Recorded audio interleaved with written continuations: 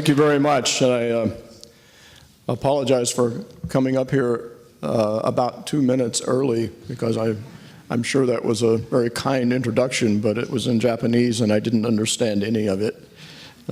So I would like to express my appreciation to the Sasakawa Foundation and also the Wilson Institute for having sponsored this conference and also for having invited me to participate. I've done many things in my life, but I will apologize in advance for not having studied the area of demographics. What I will speak to you about today really is not simply the issue of aging, but really I think what this conference is about is preserving the vital strategic, economic, and cultural relationship between the United States and Japan. And before I begin, I would also like to recognize someone in the room, Marta McClellan Ross, who is over here, who was our key staffer when I was in the Senate for 6 years on the issues of Asia on the Foreign Relations Committee, made many trips with us here to Japan and also into Southeast Asia, where I've spent a good part of my life, and was with us on the historic visit to Myanmar in 2009, where I became the first American leader to meet with the leadership of the Burmese government in 10 years. And I think that began the process of opening up Myanmar to the outside world. So Marta, thank you for being with us today. She is now living in Japan for 2 years as a fellow on the Council of Foreign Relations. So welcome, Marta. I'm here not only as someone who has spent time in government, including chairing the Asia Subcommittee for the Senate Foreign Relations Committee, but as a longtime friend and admirer of the Japanese people and culture. My relationship with Japan goes back a very long time, from the days when I was a United States Marine during the Vietnam War and visited Okinawa, to a time after that when I left the Marine Corps and was studying law at Georgetown Law and worked as a military planner for the governor of Guam, doing a military study of American bases in East Asia and how the United States might reconfigure the basing structure emanating out of Guam and Tinian and making adjustments to basing areas in other parts of East Asia, an issue which many of you are probably familiar with at this moment, since from the time that I came to the Senate in 2007, it became one of the most dominant issues in Japanese politics and in United States-Japan relationships, the extent to which bases on Okinawa might be adjusted by moving some of those forces down to Guam. I've been to Japan many times doing research as a novelist and as a journalist. One of the most interesting pieces of journalism I was ever able to do was in the mid-1980s when I was allowed to report from the Japanese prison system. I spent almost a month meeting with officials from the Ministry of Justice, and visiting prisons in Fuchu, Yokosuka, and Okinawa, writing a piece about Americans in the Japanese prison system. And that was one of the strongest experiences that I had when later, as a member of the United States Senate, we took the lead in attempting to correct a lot of the inadequacies in the American criminal justice system. At the time that I was reporting from the Japanese prison system, Japan had 40,000 convicted prisoners in prison, 40,000, and had a population at that time of half the United States overall population. At that time, the United States had about 700,000 people in prison. Today, that number is closer to 2.3 million in the United States. It was clear to me, for a lot of different reasons, but from having studied the Japanese prison system from point of arrest to prison administration to re-entry of its prisoners, that the United States needed to do something differently, and we have been working on that. I visited Japan often as Secretary of the Navy, and during my time in the Senate, one of the most painful periods for visiting Japan was in 2011. I first was here in March, speaking at the Shimoda conference here in Tokyo. I came home, and then we saw the great tragedy of the Fukushima earthquake. The earthquake had hit Fukushima, and I came back in April of 2011. I was able to bring Senator Carl Levin, the chairman of the Armed Services Committee, to visit Guam and Okinawa to look at the issues of American bases in the Pacific, but also we were brought with the assistance of the Japanese self-defense forces up to Sendai, and we made a tour in that tragic area just after the earthquake, and it was a profoundly moving experience that I still cannot properly put into words. But the resilience of the Japanese people was showing itself even then in the aftermath of that tragedy, as the Japanese put their lives back together and helped one another and demonstrated an enormous sense of community. Friends helping friends, neighbors helping neighbors.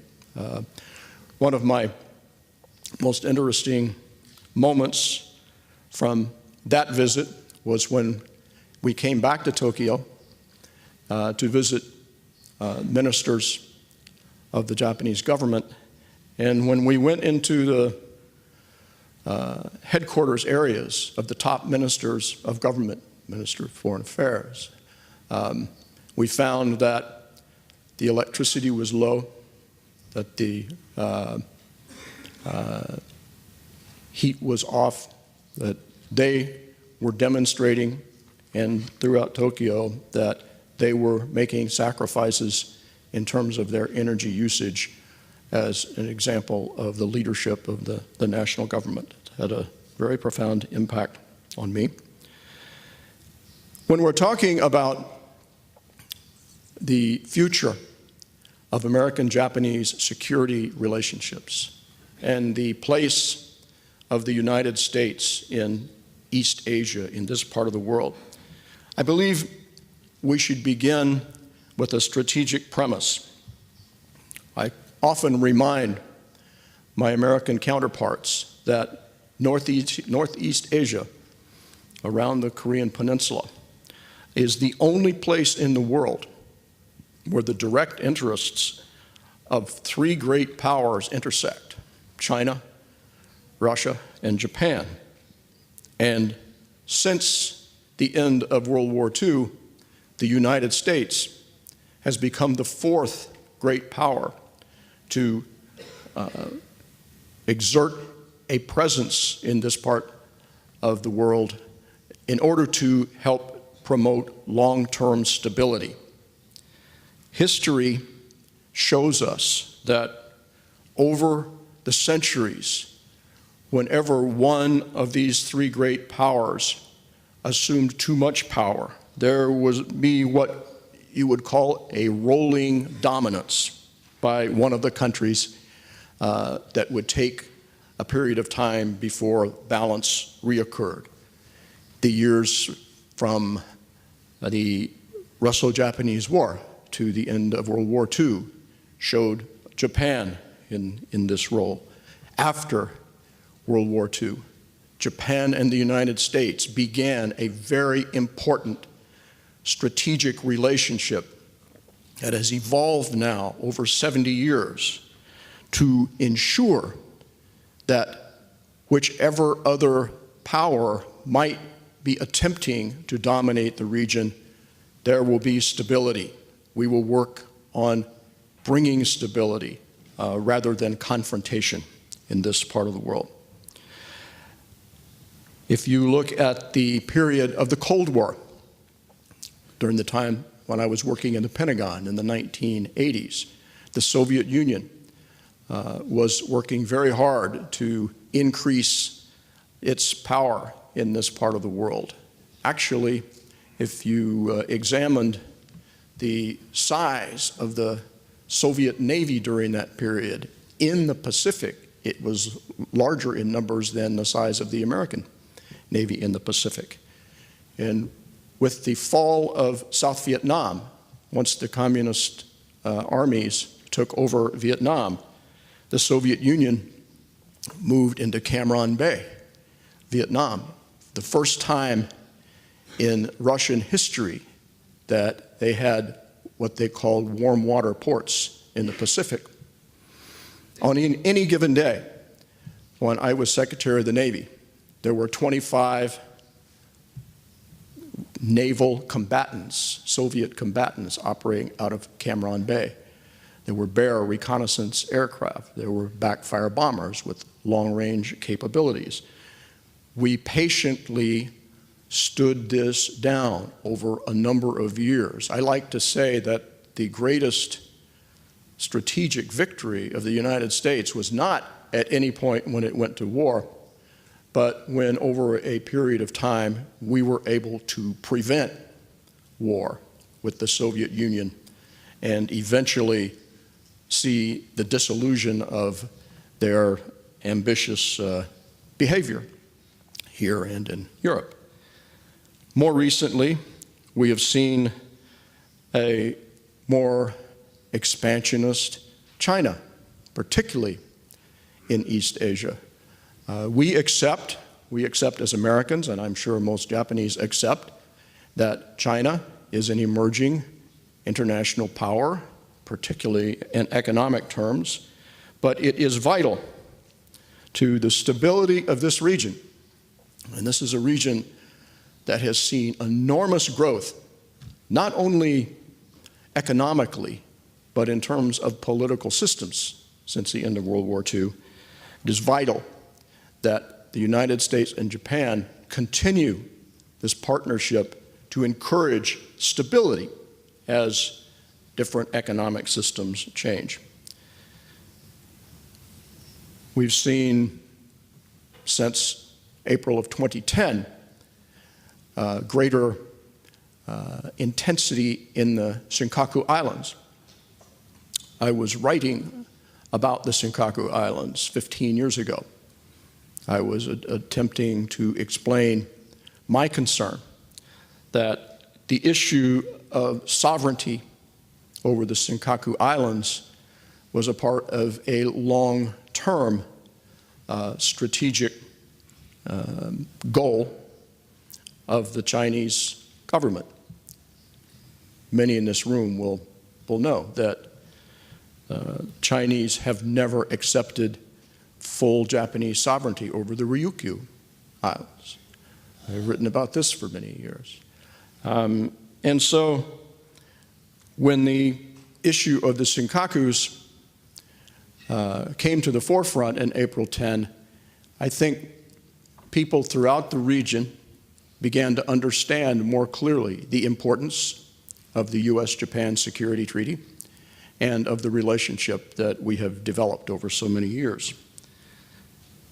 At the same time that the Senkaku Islands issue has evolved, we have seen a lot of Chinese activity, much stronger activity in Southeast Asia as a whole.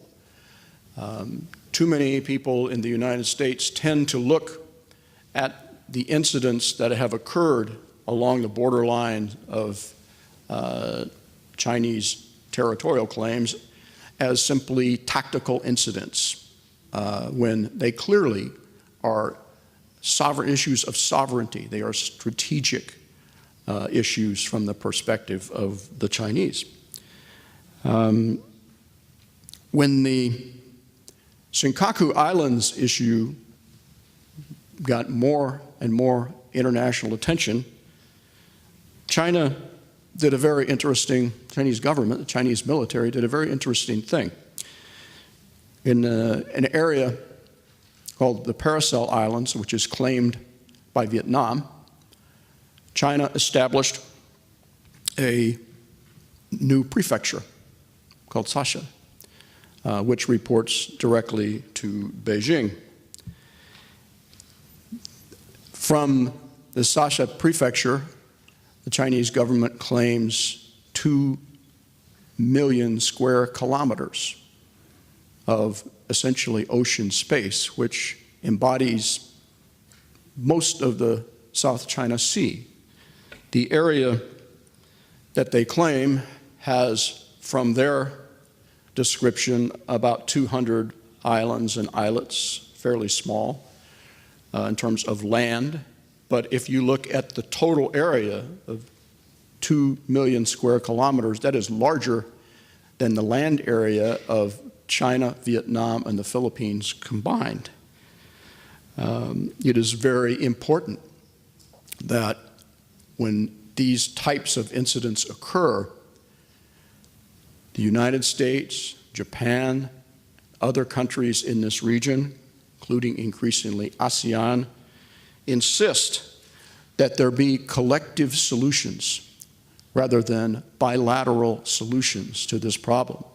The Chinese at this point have insisted that all resolutions of sovereignty should occur only bilaterally, with China negotiating, obviously, with smaller countries that have no power in those sorts of negotiations. We worked very hard during my time in the Senate to encourage this type of collective conflict resolution.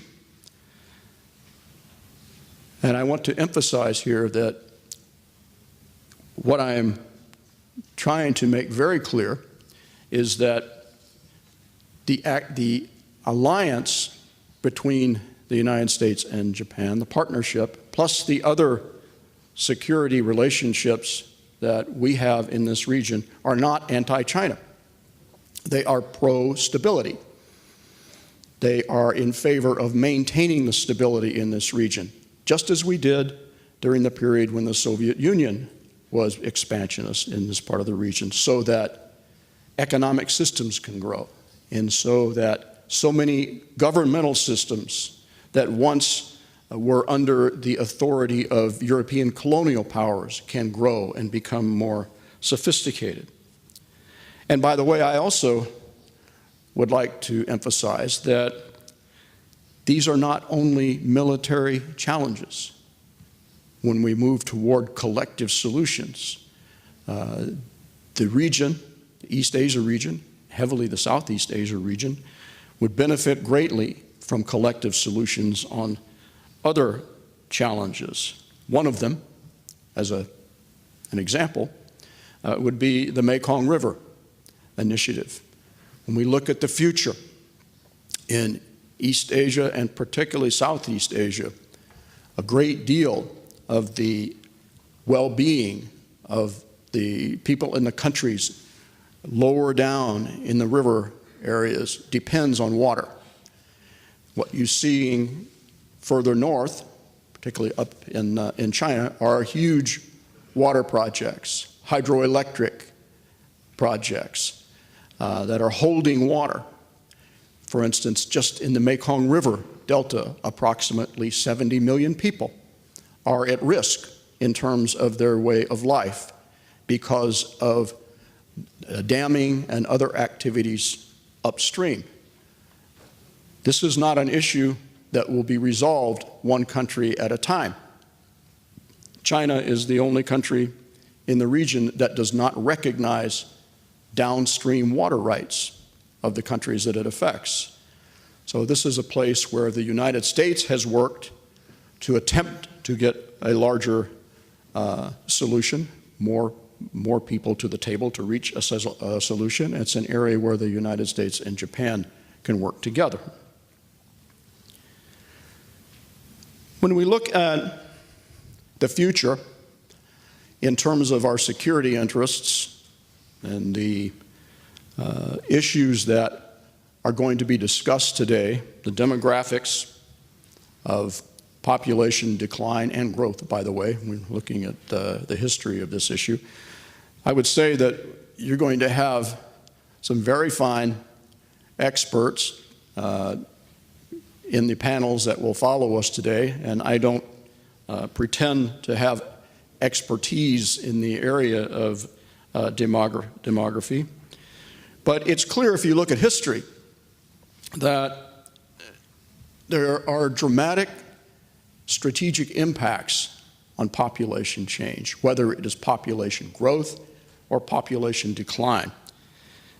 We can look back historically and see how population growth has threatened other countries throughout the world when national borders are violated and international stability is threatened by countries that claim that they want more land for an expanding population. The greatest example of that, of course, was the German claim in the 1930s that they needed what they called Lebensraum, more room. They needed more room for their people, and they were going to annex different portions of Europe in order to get more room.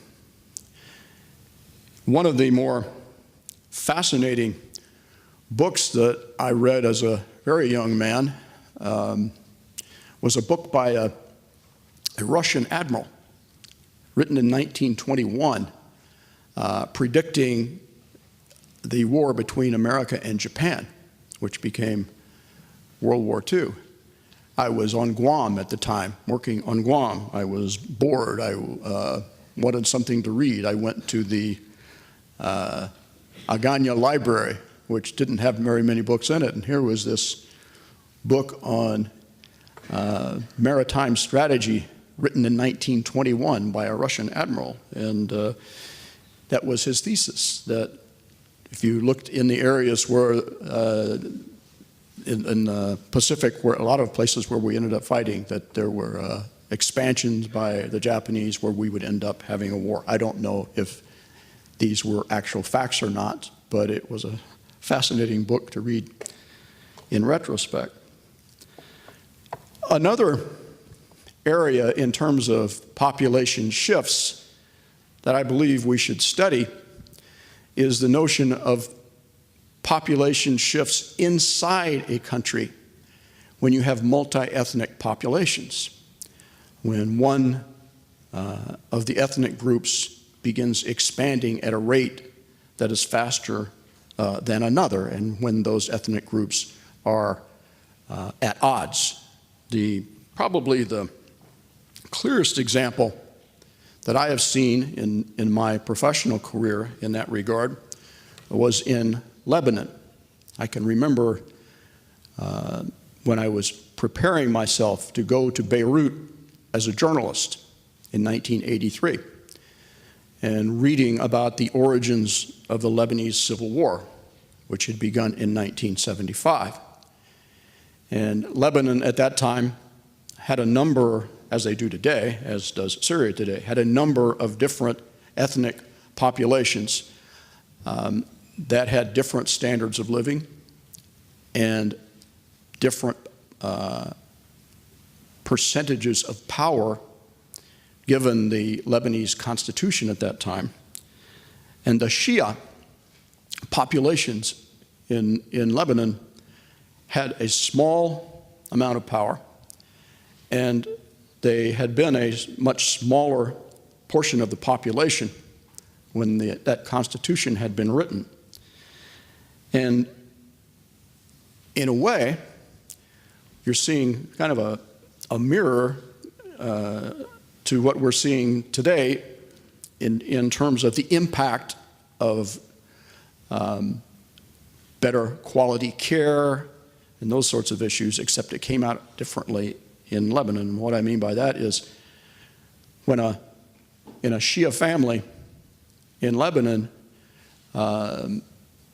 typically before adequate health care was available, a mother would have 12 children and only 3 would survive, according to the surveys.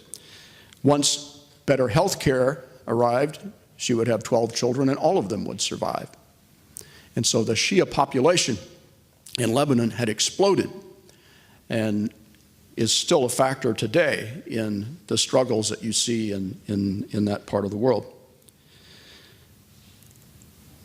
The question of aging societies and extremely low fertility rates is, of course, a different one, and it's newer, it's fresher, it's the kind of an issue that we need to be studying. And I salute the people who put together this conference and the people who have been studying this issue for the work that they have been doing on this issue. It does affect long-term the budget priorities of a government. It changes the balance of the workforce, as is so often been commented on. It can affect the makeup of the military. There have been some comments made that if you have fewer children, there would be less of a tendency for one of the children in that family to want to go into the military and risk his or her life. There's another piece of that too, when you think about it, and that is when you have lower fertility rate and a much longer life expectancy, do you really want to go into the military and do the things that particularly our infantry people have to do, which I had to do in Vietnam, which my son had to do in Iraq, both of us as Marines? Do you want to have the wear and tear on your body or risk your life at a very young age when your peers are not going to go through those experiences and are possibly going to live longer and healthier lives? It affects directly the budgets in the military, but perhaps not as much as people might think. I mean, there have been some arguments saying that with fewer people able to enlist, that the personnel costs will eat up more of the defense budget. I would say, as someone who's spent a big part of my life either in the military or studying it, including 5 years in the Pentagon, that this tendency toward higher personnel costs began well before any notion of smaller population. It came as a result of the creation of the volunteer military system. When you're going to pay a person who goes into the military based on the value of the service, as is determined by the government, as opposed to expecting people to come into the military and serve simply as a matter of duty, which was the case when we had conscription. It's true that the healthcare costs in the Pentagon budget are very high, but it's also true that the healthcare costs in the United States are very high. We spend 17% of our gross national product on our healthcare programs right now. There are better ways, I believe, more efficient ways that the United States as a whole can cover its medical expenses. But if it's going to be high cost outside, inside the military, outside the military, it's going to be high cost inside the military as well. There were a number of debates with respect to how to respond to a shrinking population. I can remember being here in Japan as a journalist in October 2002, interviewing different thought leaders and government leaders about the state of modern Japan, what what would our relationship look like in the future, and the issue of the smaller population was a big topic in 2002. And the debate obviously was, can robotics do the job in terms of a lot of the shrinking workforce, or should immigration do the job? And the argument at the time was that, to the extent possible, robotics were preferred because the jobs that were being replaced were not high-tech jobs, and when you bring an immigrant population in, you're going to pay the long-term social costs, retirement, healthcare, et cetera, that you wouldn't pay. There's a certain limit to how far robotics can go. I'd be interested to see where the debate is on that today. Also, I think there are countries that are sort of outliers in this debate. And when I say outliers, I mean there are countries whose patterns right now don't fit into the larger question that we are discussing. South Korea is a good example of that from my own personal observation. South Korea actually has a lower birth rate than Japan's from all the data that I have seen. They're a very vibrant society, but also they have a large number of immigrants out of the country. In Northern Virginia, where I live, just in the northern part of our state, we have 80,000 Korean Americans. Much, much higher population lives in Southern California. So I don't know how that's going to work out long term with respect to the vibrance of the South Korean society. If you have a very low birth rate, and if you have a high out-migration to other countries, what is that going to look like 10 or 20 years from now? I don't have the answer to that, but it's interesting to look at that phenomenon.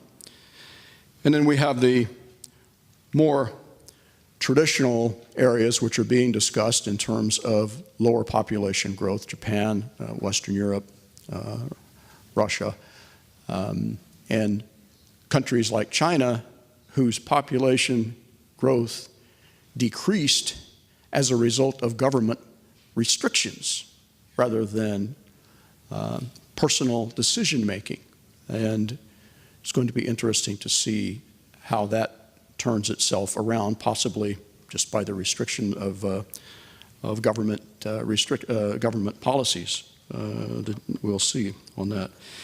And finally, there's a question that I've heard raised frequently about the strength and the willingness of a more aging population to respond to international crises.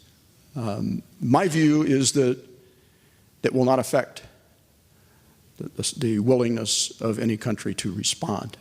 I believe that, quite frankly, the more you understand about the traditions of your culture and your country, and the more you want to sustain the greatness of your country into future generations, the more willing you will be to face up to crises around the world. So the phenomenon, although it's been here for us to look at for a long time, is very new in terms of how we study it, and I welcome the kind of discussion and debate that you will have here at this conference. The bottom line, in terms of the relationship between the United States and Japan and the importance of this relationship, is that alliances are based on shared interests and largely on similar systems of government. The United States and Japan have, over a period now of almost 70 years, developed a proven, common, interest in this vital alliance. And in many ways, the stability of all of East Asia depends on it and will continue to depend on it in the future. Thank you very much.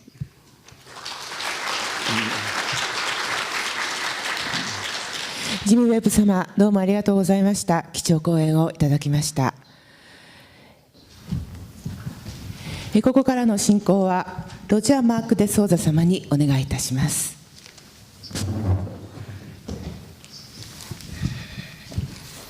Good morning and welcome. And a warm welcome on behalf of the President and CEO of the Woodrow Wilson Center, Congresswoman Jane Harman, who's quite excited, Jim, to have you here with us today. And I actually wanted to start by thanking you for your service and presence in the region and ask you a little bit about the time that you've spent in the region. In your comments, you talked about your time in Myanmar and Vietnam, visiting Japanese prisons, and you talked about your role of being a military planner for the region. And I wondered whether you could offer some thoughts and perspectives on how useful and important it is for U.S. policymakers, be it a senator or a U.S. president, to have that in-depth knowledge of the region. How important is it for U.S. policy making for those in the United States who have actually spent time abroad? I could say for me, it's been enormously valuable. I've been able to spend time in East Asia for almost all of my adult life, wearing different hats. And at the same time, as you know, if you go to another country and have not studied at some level the history of its culture and the issues that have driven the present circumstances that are involved in that country, then it's not going to make much difference if you're there or anywhere else. But for the people who are interested in this part of the world and who study it, there's nothing more valuable than coming in and sitting down and talking to people from the region, asking them questions. Usually when I go to Asia, I'm not with Americans. Very seldom with Americans. When I got in here yesterday, I was asked by one of the hosts if I was going to go to the embassy. And with all due respect to the American embassy, they do a good job. I'd much rather go out and walk the streets and talk to people, many of them my friends here, and continue an ongoing conversation that's been my privilege to have for many, many years.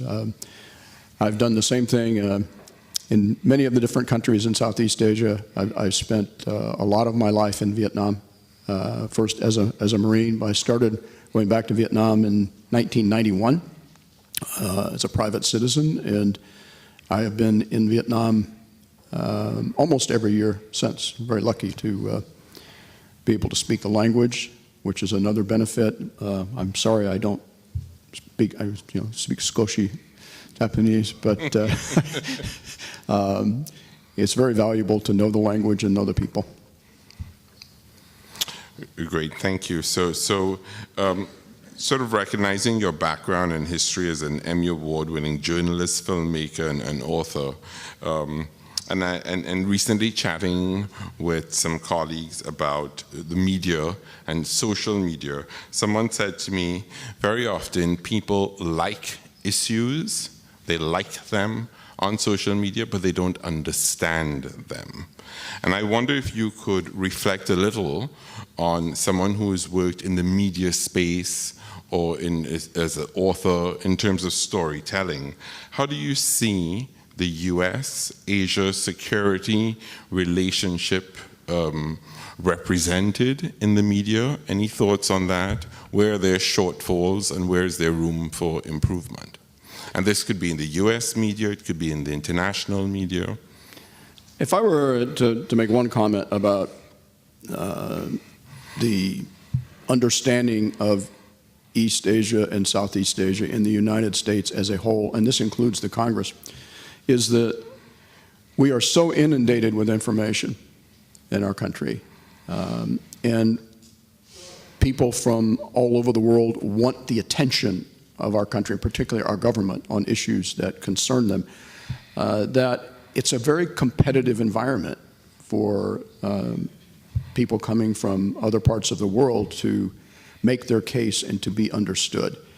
I could see that very clearly during my time in the Senate when there are issues in East and Southeast Asia that concern me greatly, many of them, not just the American-Japanese relations. A good example would be all of the turmoil that has taken place in Thailand over the past 4 or 5 years. I've spent a good bit of time in Thailand over the years as a journalist and in other capacities. And the average American in the Congress has a very small understanding of what is happening in Thailand. And I like to say, on a good day in the United States Congress, you can get past the U.S.-China debates into what's happening in Japan. And on an average day, you know, really when people in Congress think about Asia, the first thing they think about is the evolving relationship with China. And when you get down to the very important, I don't want to call them second-tier countries out of second tier in terms of our concern and respect, but the countries that have a harder time getting their issues to the table, the ASEAN countries, for instance, which are vitally important to the future. There are 650 million people in these 10 very diverse governmental systems that are attempting to come together on some issues and have a voice. It's very difficult to get the average American to even understand what the basic issues are. So, now, on the other hand, if you're concerned about an area or very interested in one of these countries, with the advent of the internet and these sorts of things, it's much easier to do research today and to become smarter about what's going on than it was before the advent of social media and internet. So to build on this idea of second-tier countries, I'd like to ask you a little bit about the broadening definitions of security. Part of what we are aiming to accomplish today is to move beyond the traditional concerns with regard to security and look at the role of demography and what that means for security concerns. You talk about water rights, you talk about energy. How do these issues fit into security? What about cyber security? How do you see the role of these non-traditional security issues emerging now? And what does that mean in terms of U.S.-Asia security relations? Well, I think that the past several years have seen an improvement in terms of how the second-tier countries view the importance of the United States in this region. When it was simply the Cold War, you know, people did not feel quite as threatened. This was the United States and the Soviet Union, and this clash of governing theories with a lot of military hardware at risk. But when you see the difficulties that have come out of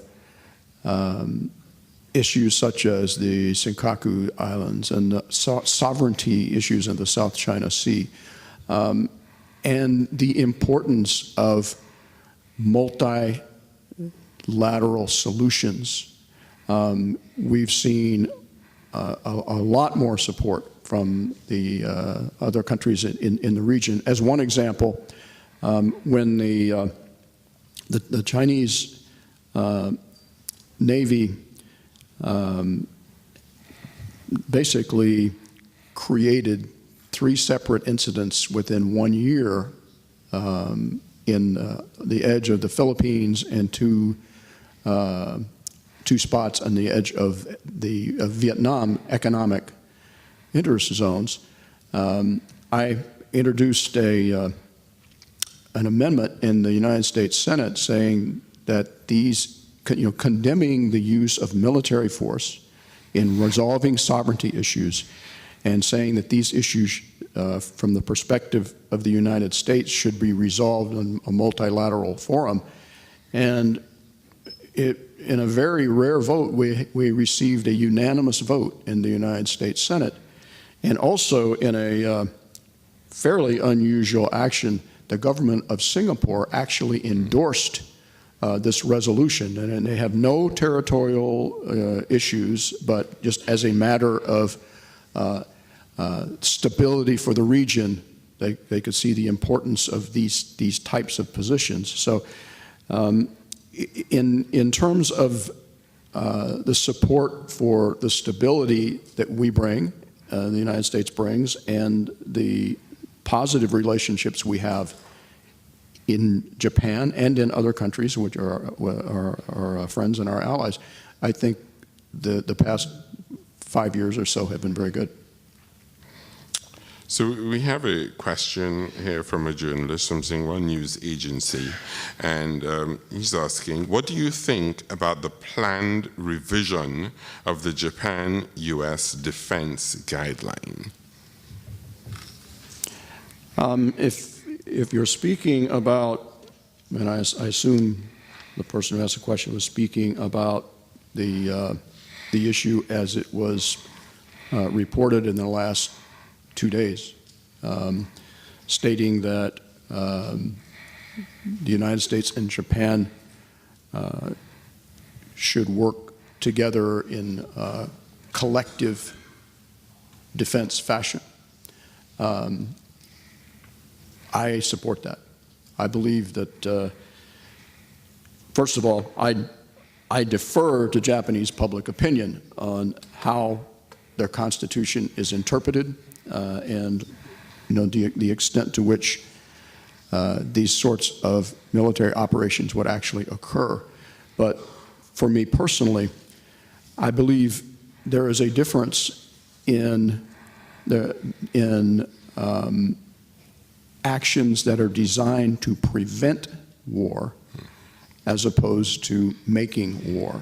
And if we are talking about smaller militaries, smaller populations, the extent to which the United States and Japan could operate together, for instance, in the naval arena, would not, my own perspective, would not be aggressive. It would be defensive. And maybe the clearest recent historical example of that has been that during the Cold War, the German military was one of the strongest militaries in Europe. I spent a lot of time when I was Assistant Secretary of Defense working on the NATO issues, and I worked with the German military a lot. And they had come out of World War II. They had been an enemy. By 1956, there was a recognition that for the defense of possible attack from the Soviet Union, they were important, and they played a very strong role. And again, I want to emphasize that I am not trying to inject my personal opinion into the internal debate, but as a military planner and someone who has spent time in the Pentagon, I would have no objection to those activities. So to build on that theme a little bit, so sort of recognizing the importance of actions to prevent war, and your comments earlier about collective solutions vis-a-vis China versus bilateral solutions and collective conflict resolution. We have a question that is asking you to talk a little bit about how the United States perceives China's aggressive behavior to Parcel Island. So any thoughts on how that is perceived? I'm going to be clear here. The official United States position on sovereignty issues is that they do not have a position. That is the official United States government position. That they could express concern about certain activities, but on the sovereignty issue, the government itself doesn't take a position. My view is a little different. And I wrote a very lengthy piece in the Wall Street Journal in August of 2012 about the Sansha Prefecture, the creation of Sansha Prefecture, which I mentioned in my remarks. And the Sansha Prefecture, going to the question of the paracels, which is your question, the Sansha Prefecture created as its headquarters an island called Woody Island in the paracels. And there's no natural water supply on Woody Island. They are bringing in the water. They have a small administrative structure as well as a military structure. And I personally don't see how that could be interpreted as any other way than declaring absolute sovereignty with a military force in an area where sovereignty is clearly in question. The Vietnamese have produced lengthy historical documents and statements about their sovereignty over the paracels, which is just east of Da Nang. So I view that with great concern, and I've been wondering over the last year or so why this isn't reported more. And one of the reasons is potentially because the issue of the Senkaku Islands has received so much attention that the attention span of the media doesn't go down to these other areas when they are, as I said, in terms of future potential, they're very serious issues. When you declare that you have created a prefecture of the Chinese government that includes most of the South China Sea, 2 million square kilometers, that's an issue that we should be addressing more aggressively. So Jim, I know you talked a little bit about military spending, and we have a question for you on the military defense budget and decreasing working populations. So the question is coming, I think it's particularly good it's coming from a student. It's coming from a graduate student of Asia Pacific Studies at Waseda University. And he's asking, how should Japan-U.S. alliance, how should that burden be shared if Japan has to decrease its military defense budget due to decreasing working populations? So it is a decreasing working population that has an effect. I'm sorry, I didn't hear the end of that question. If Japan is decreasing the size of its military? Yes. Well, I think the starting point in the development of any force structure in a military, and force structure is a term of art. It's how you size your military, what roles and missions you give them, what tasks they perform. The starting point is what is your strategic objective. And the best example to use on that is the size of the American military. When the United States is engaged in ground operations, overseas ground operations, the size and shape of the military changes. You typically will see a much larger Army and Marine Corps and smaller, sometimes naval forces as we see now, and strategic systems, et cetera. So the first thing that I would say is it is the prerogative of the Japanese government and Japanese defense planners to shape their military according to the missions that they want it to perform. When you have a higher technology based military, you will have fewer ground forces by the nature of what they are required to perform. We used to have in the United States much larger army. We had During the time I was in the military, I think our active duty forces were about 3 million. When I was in the Pentagon in the 1980s, they were about 2.1 million active duty, did not count Guard and Reserve. With high-tech and remote weapon systems, special operations forces, and fewer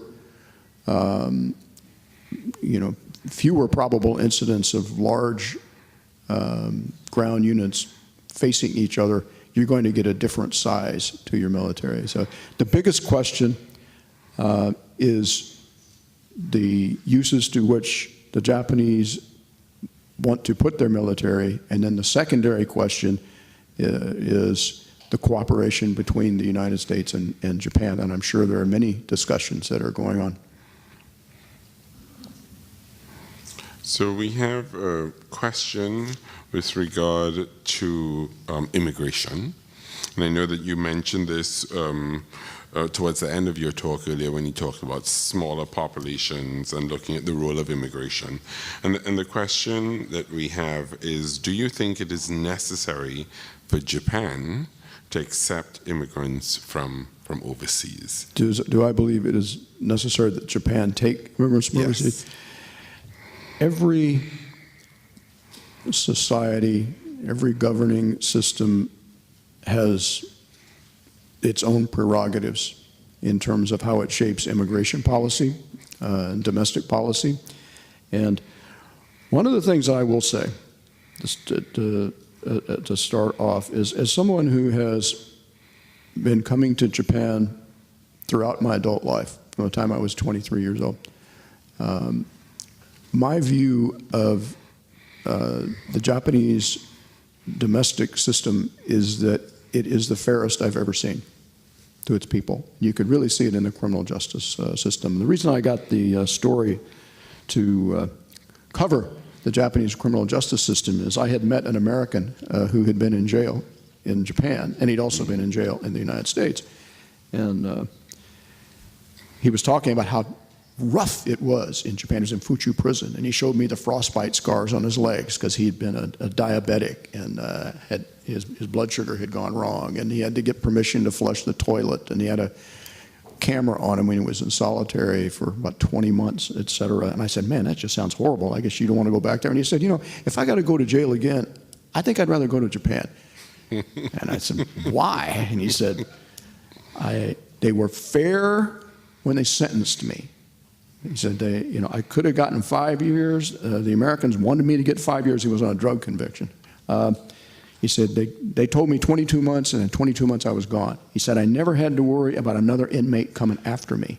And he said, my guard was my tutor, my mentor, and my friend. He said, I shed more than one tear when I said goodbye to my guard. And I went, oh man, there's a story in this. I've got to get somebody to send me. So the notion of fairness to each individual has always impressed me about this country. And in terms of immigration, that's just a debate that the Japanese people are going to have. And I know that they are going to be concerned about the fairness of the people here and those sorts of issues. So we took a different path in the United States, and I just wouldn't want to comment on the decisions that the Japanese people are going to make for themselves. So, Jim, I know you said earlier you're not an expert on demography. You talked a little bit about it, but there continues to be an interest in hearing your thoughts on the influence of aging societies, particularly with regard to China. And the question is framed in such a way that it states, if a society gets older, how do you anticipate that what will be the changes that one could anticipate in terms of actions that the country will take vis-a-vis its foreign policy, or will it become more inward focused and more focused on domestic issues? I don't know if you have any thoughts on that. It's a broad and... Well, I think you have a lot of people who are going to discuss that this afternoon. The biggest concern, obviously, or not obviously, but to me the biggest concern is the ratio of worker to recipients in government benefits. The others, I really don't think, I would be very surprised if you saw an aging population that was less willing to assert a national interest. I think it's sort of the other way around. The more you experience life and the more you see the value of your governmental system, the more you're going to see it protected. So it's the other end. That are we really, for instance, in the United States, are we really developing the types of opportunities for our younger people and our mid-career people to fully enter into the workforce and to have successful careers, so that the economic structure is viable in order to take care of the people who are not. And a lot of the people who need government assistance are not older people. They're people who have become disabled or who simply maybe for short periods of time need that sort of assistance. And one of the issues, and this is kind of an aside, but one of the issues that I've become very concerned with in terms of American society are the number of people, and it's a fairly significant percentage, who, for various reasons, have dropped out of the educational system at an early age. Our high school graduation rate is about 75%. So 25% of young people leave school before they finish high school. And there are reasons for that. You get an attitude, or you have a pregnancy or whatever. But the problem is, you in our society, in the United States society, you make a misjudgment when you're 17, 18 years old, and then you get to be 30 years old and you say, what am I going to do? I don't have the education that I need. How am I going to get it so that I can really be a viable part of the workforce? And I've spent a good bit of time, not just in the Senate, but in other ways, trying to figure out how you can create sort of a second chance for those people. There are a lot of bright young people who don't have the academic credentials to have the sort of career success that will enable them to contribute, quite frankly, it's just to the issue that you're addressing, to contribute to the economic growth of the country. And we should want to solve that problem rather than ignoring it in the United States. I don't think we're focusing on that enough. So you talk about young people and economic growth within the United States. Do you ever see domestic U.S. interests displacing what should be or what could be strategic security interests in the region? You mean domestic interests? Domestic in the United States. I don't believe so. What I worry about most in the United States with respect to our national security interests is that they have not been clearly articulated for many years now. I made a speech at the National Press Club last month, and one of the points that I made is we have not had a clearly enunciated national security doctrine since the end of the Cold War. So what happens is there is a tendency among people after a while to get what we call war weary. They are justifiably frustrated with these situational interventions rather than understanding the clear structure of what the United States stands for around the world. And that's why our relationships here are so important. We hear a lot of talk about the Obama administration's pivot to Asia, and Marta McClellan's here to bear witness. We started the pivot to Asia out of my office 2 years before Barack Obama was elected. When I came into the Senate, I brought my staff together and I said, the most vital strategic axis for the United States in the future is East and Southeast Asia. We need to reinvigorate our relationship with Japan, Korea, Vietnam, Thailand, Singapore, and change the formula in Burma. And if if the American people understand what we are doing and why, they will not get tired of these national security issues. But we haven't seen that in the past 8 or 9 years, and people justifiably are getting frustrated. So you talk about this important pivot to Asia and the election of Barack Obama. I think you might suspect what question is coming next with regard to presidential elections. So we have a question from the press here, and forgive me for asking it, but it's a very direct question. Are you going to run for the presidential election? You know, the people here know the Colbert Report in the United States. It's a kind of a comedy show. I went on the Colbert Report a couple of months ago, and he said, "Are you running for president?" And I said, "If I was going to make an announcement today, I would have worn a tie." And so he gave me his tie. But I'm among a number of people who are very concerned about the future of the country, and we're talking to people and we're looking at things. So you're in discussion. Okay.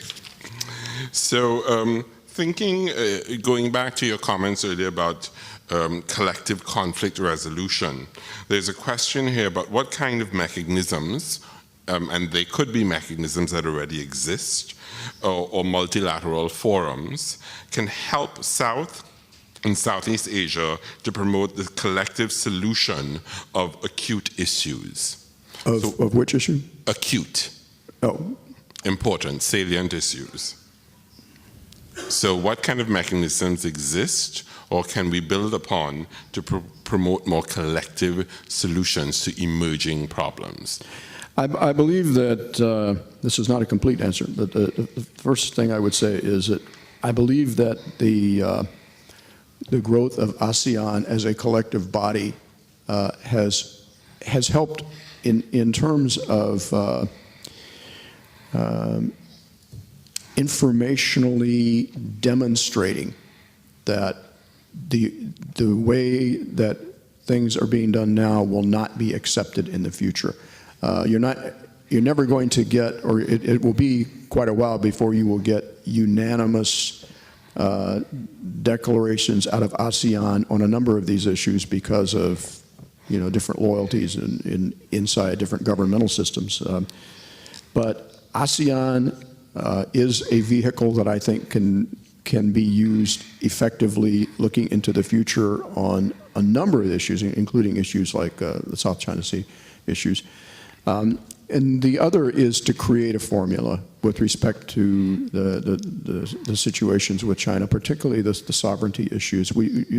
My belief is that the more understanding there is about the sort of the bullying that has been going on, the more hopefully the Chinese government will be encouraged to participate in forums where we can resolve these issues. And that's why I believe the Mekong River Initiative is a very good place to start, because it is not a military confrontation, but it is a situation that begs to be resolved for the well-being of tens of millions of people.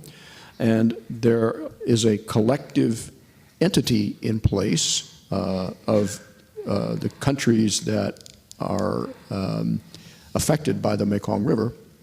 So that I've pushed this very hard over several years to try to utilize the Mekong River Initiative as a prototype in terms of how you could resolve conflicts of a lot of different sorts in the future. Very, very good example. So what about collaboration outside of the region? Should U.S. and Japan, should the United States and Japan cooperate outside of East Asia, particularly in the Middle East? And if so, what are some of the ways that we should be working together?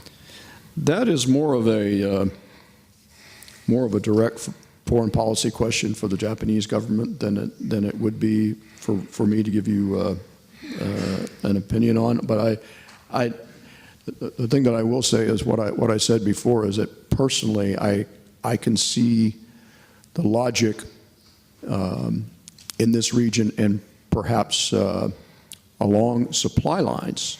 And I actually wrote about this a very long time ago with respect to the dependence that on foreign oil here in Japan, that it is self-defense to protect supply lines when they affect your energy resources. But those sorts of issues, I personally am comfortable that they are defensive and could be justified. But again, it's very important to say that this is a decision for the Japanese people and the Japanese government.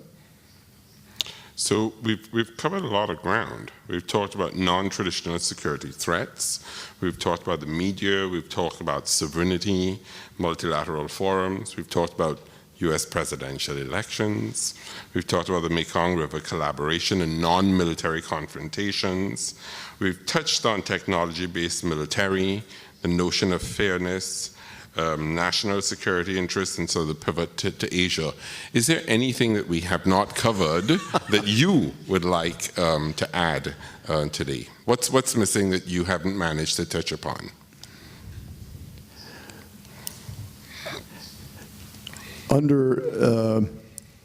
In terms of what I would like to touch on under interrogation, I think that pretty well does it. I've been a very great privilege to be here and to participate in your forum, and I thank everyone for coming. Thank you.